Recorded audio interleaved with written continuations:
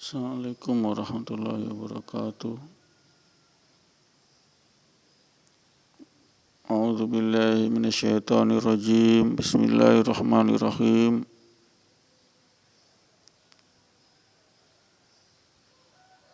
Walillahil 'izzati walirrasuli walil mu'minin wa bi nasta'in ala umurid dunya waddin. Wassalatu wassalamu ala asrafil anbiya'i wal mursalin wa ala alihi wa ashabihi ajma'in amma ba'du. Fa ya ayyuhan nas ittaqullaha haqqa tuqatih wa la tamutunna illa wa antum muslimun. Rabbi syrah li sadri wa yassir li amri wa hlul 'uqdatam min lisani yafqahu qawli. Rabbi zidni ilma warzuqni fahman. Asyhadu an la ilaha illallah wahdahu la syarika lahu lahul mulku wa lahul hamdu yuhyi wa yumiitu wa ala kulli syai'in qadir. Asyhadu anna Muhammadan abduhu wa rasuluhu la nabiyya ba'da. Pendengar yang dirahmati Allah, alhamdulillah ahyana ba'da amatana wa ilaihin nusur. Segala puji bagi Allah yang telah membangkitkan, menghidupkan kamu dari kematian sementara tidur malam. InsyaAllah, amin, dan kepadanya lah kita kembali. Pendengar yang dirahmati Allah, senantiasa kita mengingatkan akan rukun iman, haknya kita menjadi muslim sejati, hakul iman, yakni rukun iman yang 6. Pertama adalah percaya kepada Allah sebagai Al-Khaliq. Allah kul inilah katakan semua dari sisi Allah.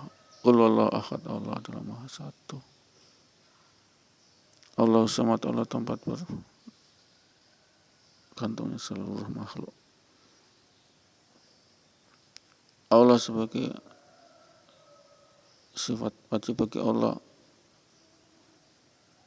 adalah qiyamu binafsi. Allah berdiri sendiri, tidak membutuhkan selain Allah. Itulah definisi Allah. Kul inilah semua dari sisi Allah. Kemudian kita yakin kepada malaikat Allah. Kedua, ketika kita yakin kepada Rasul-Rasul dan Nabi-Nabi Allah, yakni 25 Nabi. Keempat, kita yakin kepada kitab-kitab Allah, Taurat, Zabur, Injil, Al-Quran. Lalu percaya, yakin kepada hari akhirat, surga neraka, hari kiamat, hari pembalasan, yaumil hisab, yaumil mahsyar, kemudian yang terakhir 6. Kita yakin kepada qada dan qadar. Qada adalah ketetapan Allah zaman azali, 50.000 tahun sebelum diciptakannya dunia ini dan isinya, mengenai nasib, mengenai riwayat hidup daripada makhluk-makhluknya, manusia, hewan, alam-alam semua ini, alam raya semua ini. Jadi ditentukan 50.000 tahun sebelum diciptakan dunia ini, nasib kita, takdir kita, ketetapan itu di lauh mahfuz tersimpan, mengenai umur kita, mengenai suka duka kita, lahir kita, surga dan neraka kita, Allah sudah tetapkan. Jodoh kita, Allah telah tetapkan. Qadha sebagai qadha 50.000 tahun sebelum menciptakan bumi seisinya. Inilah hakikat daripada qul man 'indallah, semua dari sisi Allah. Allah telah tetapkan mengenai rezeki kita, mengenai air berapa liter yang kita pakai minum, pakai mandi, Allah sudah tetapkan. Rezeki berapa makanan yang ditakdirkan untuk kita, itu semua terperinci dalam kitabul lauh mahfuz, kitab yang tersimpan di arsy Allah, yang tidak mungkin dicuri-curi oleh setan dan iblis, jin. Ini pendengar yang dirahmati Allah, tidaklah bergerak manusia kecuali itu sudah ditakdirkan oleh Allah. Tidak bergerak pun daun kecuali itu sudah direncanakan oleh Allah. Tidak jatuh pun sehelai daun dari rantingnya, itu adalah ketetapan Allah. Allah telah tulis, sekecil daun saja Allah telah tulis. Semua dari sisi Allah. Kita celaka karena Allah, bukan karena kita durhaka pada orang tua, bukan karena kita tidak makan duluan, kepunangan sehingga kita jatuh di jalan, celaka di jalan, bukan. Bukan karena hari yang soe, bukan. Semua karena Allah telah menggariskan dalam Kitabul Lauh Mahfuz terhadap nasib takdir kita. Itu Allah yang tetapkan kita jadi pelacur, kita jadi germo, kita jadi pendusta, kita jadi koruptor. Allah telah tetapkan semua. Allah telah tetapkan. Kita harus yakin itu. Allah lah yang mentakdirkan kita jadi koruptor. Kita jadi PNS, kita jadi tentara, jaksa. Iya. Allah telah tetapkan menteri agama yang pandai, mantan rektor yang hafiz Al-Quran, ahli tafsir, jadi koruptor di penjara. Allah telah tetapkan itu. Kalau rasio kita mengatakan tidak mungkin seorang profesor, seorang ahli tafsir, ahli Al-Quran, mantan rektor divonis koruptor oleh KPK, uang negara, penyalahgunaan uang negara. Tidak mungkin kalau akal kita, tapi itu adalah garis Allah. Itulah untuk mengkantor daripada kaum Jabariyah yang mengatakan semua itu sesuai kehendak makhluk. Na'udzubillah misalik, na'udzubillah misalik. Dia telah menistakan qada Allah. Kalau rukun iman yang keenam dia nistakan, berarti sudah kafir mereka. Kul min illah, semua dari sisi Allah. Kita yakini itu. Yang jadikan pelacur itu karena takdir Allah. Sudah gariskan. Yang jadi penjahat itu juga sudah digariskan oleh Allah. Sebagai qada keyakinan hakiki kita, usuluddin, batal Islam kita, kafir kita, neraka kita bila kita tidak percaya pada qada ketetapan Allah terhadap nasib takdir kita semua. Ini betul. Ini pendengar yang dirahmati Allah, tidak main-main ini. Silakan Bapak Ibu tidak percaya pada qada Allah ini, yang mengatakan adalah kaum Jabariyah yang mengatakan bebas, nasib itu ditentukan oleh individu masing-masing. Kafir itu tidak bisa. Qada Allah yang tentukan adalah qada Allah. Ketetapan Allah yang menentukan jadi kafir, jadi musyrik, neraka. Ketetapan Allah yang jadi pecundang, yang jadi pahlawan. Ketetapan Allah semua itu. Bukan karena akal pikiran manusia. Mengenai ayat yang tidaklah satu kaum kecuali merubah diri sendiri, itu pengertiannya adalah dia diberi akal. Korelasinya dia diberi akal, instrumen akal. Mengenai hal-hal yang bersifat akli, itu urusan kita. Contohnya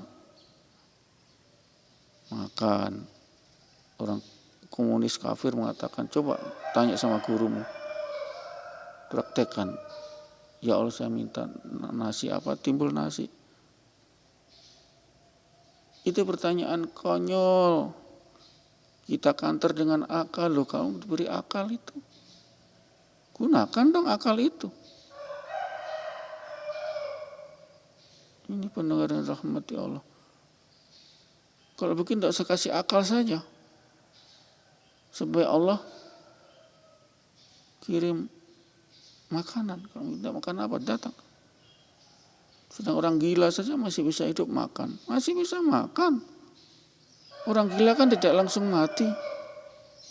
Akalnya yang sudah rusak, sudah hang, dia tetap bisa makan kan. Entah itu makan minta sama kerabatnya, entah minta sama tetangga, masih bisa makan. Itu orang gila. Apalagi kita yang waras, gunakan akal. Loh iya ya, kasih digunakan akal, berarti saya butuh makan, berarti saya harus aswab makan apa kerja. Fantasiru fil ardi, oh ya betahu min fadlillah. Bertebaran kamu di bumi dan carilah karunia Allah. Ini petunjuk Allah. Udah ucuk-ucuk, saya minta permen ya Allah, apa timbul permen. Bukan begitu, pemikiran sesat itu, kafir, ateis. Kalau begitu enggak usah kasih akal dong. So ditahu, enggak punya akal. Sunatullah berlaku. Kita harus kerja, itu sunatullah. Itu akli, dalil akli. Sesat. Mereka telah Allah sesatkan, jadi kafir, jadi ateis. Ini pendengar dan rahmati Allah. Mereka akan jadi kera api neraka, na'udzubillah min dzalik. Ini pendengar dan rahmati Allah. Tasihul iman, luruskan iman kita. Tidak bergerak daun selai daun kecuali itu karena kehendak Allah. Tidak ke masjid seseorang karena itu kehendak Allah. Telah tertulis di lauh mahfuz. Itu iman dasar ini. Batal keislaman kita. Kita tidak yakin ini. Yang masih yakin pada yang merubah nasib adalah itu diri sendiri. Sudah diamandemen ayat itu dengan kullu min indillah, katakan semua dari sisi Allah. Kul itu derajatnya tinggi, ayat yang derajatnya tinggi. Kalau mengenai ayat tidak berubah satu kamu ke satu kamu, itu adalah mengenai dalil akal. Karena kita diberi akal. Bukan berarti terus itu jadikan Jabariyah sebagai dalil bahwasanya nasib kita kehendak kita. Apakah kita mau celaka? Tidak mau. Kenapa celaka? Semua orang waras tidak mau celaka. Loh, kenapa dia celaka? Ini sekarang tanya begitu. Kalau kamu bebas, tingkah laku adalah variabel bebas. Kenapa? Kenapa saya tanya? Kamu ada akal. Kenapa kamu bisa celaka? Coba. Apakah kamu suka celaka terlindas kontainer? Kenapa terlindas kontainer mereka? Padahal punya akal, harus hati-hati. Itulah pendengar dan rahmati Allah. Akal bukan instrumen segalanya. Kita sudah hati-hati tapi di belakang nabrak kita mati. Iya kan? Kita sudah hati-hati. Ternyata di belakang truk kontainer belum remnya, aduh kita lindas mati, plat. Kita punya akal kan? Akal kan dinomor satu kan? Akal kita itu kaum rasionalis, kaum rasional yang menggunakan akal.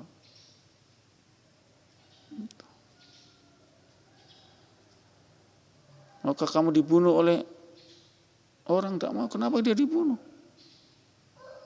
Ya karena kejahatan. Kejahatan apa? Karena dia kaya dirampok orang, kan begitu. Inilah takdir. Mengenai dalil yang merubah satu kamu sendiri, itu ada dalil kita punya akal. Allah dikasih akal. Gunakan akal itu. Itu maksud ayat itu, bukan terus menistakan dalil qadha, penetapan Allah tentang nasib, tentang takdir, bukan itu. Ini pendengar dan rahmati Allah. Kenapa kamu punya otak pandai, profesor, kedokteran, medis? Kenapa banyak yang mati karena COVID, corona? Karena kamu pakar mikrobiologi, virus. Mana itu kepakaran kamu, kecerdasan kamu, ilmu medis, kesehatan yang digelontorkan jutaan dolar, bilion dolar, triliun rupiah, mana itu? Katanya kamu pakar mikrobiologi, pakar vaksin, mana itu? Yang mati sudah jutaan ini di seluruh dunia, mana itu? Akal kita tidak bisa mampu melawan takdir kita. Ini pendengar rahmat, sesatnya kaum Jabariyah, sesat mereka. Mereka tidak yakin sama qada. Mereka tidak yakin sama qada, ketetapan Allah tidak yakin. Rukun iman ke-6 sudah dorang hapus, tidak yakin. Kelakukan kita adalah variabel bebas, iya, sesuai dengan otak kita, akal kita. Loh iya betul. Sekarang saya tanya, variabel bebas oke lah variabel, tapi kenapa mereka itu dilindas kontainer mati? Akal mereka kan tidak, harus hati-hati begini, harus super hati-hati, ada akal kok, nggak mungkin dilindas kontainer. Iya, itulah nasib, itulah takdir Allah.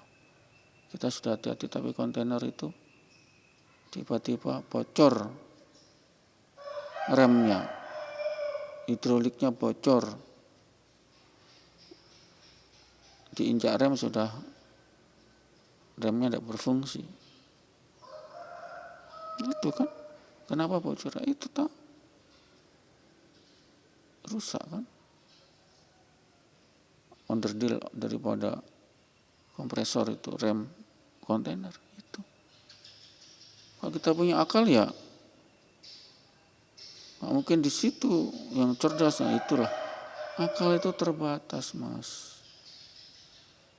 Akal itu terbatas. Seberapa sih akal manusia? Seberapa pintar akal manusia? Kalau dia cerdas, sudahlah ada tsunami. Kita bisa mereka yang cerdas-cerdas itu, yang mempertahankan teknologi, bisa melawan tsunami, tapi dia mati karena tsunami, mati karena gempa, mati karena pesawat terbakar. Terbatas, Mas. Terbatas. Dan tidak bisa mengalahkan takdir. Ya memang sudah takdirnya. Kenapa dia meninggal? Karena sudah takdirnya. Bukan karena penyakit. Mereka sakit-sakitan puluhan tahun tapi tidak mati-mati. Ini yang tidak sakit, mati. Apakah boleh kita ditanya mereka kenapa mati karena sakit? Bukan karena sakit. Karena Allah. Kalau kita mengatakan sakit karena sakit itu sudah kafir, musyrik. Karena Allah.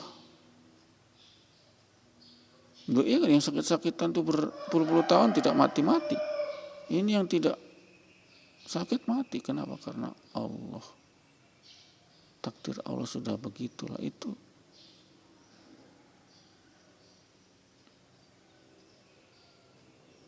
Bukan karena sakit itu sebagai asbab saja.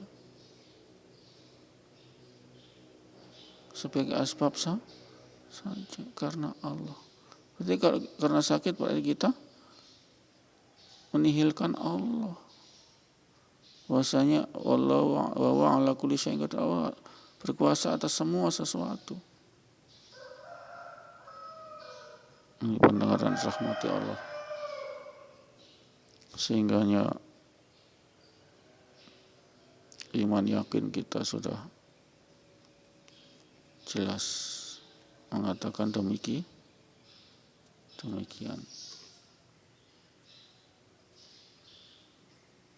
Pendengar yang dirahmati Allah, insya Allah kita sambung kembali. Umur panjang. A'udzubillahi minasyaitonirrajim. Bismillahirrahmanirrahim. Subhanallah wa bihamdihi subhanakallahumma wa bihamdika Asyhadu an la ilaha illa anta astaghfiruka wa atubu ilaik. Assalamualaikum warahmatullahi wabarakatuh.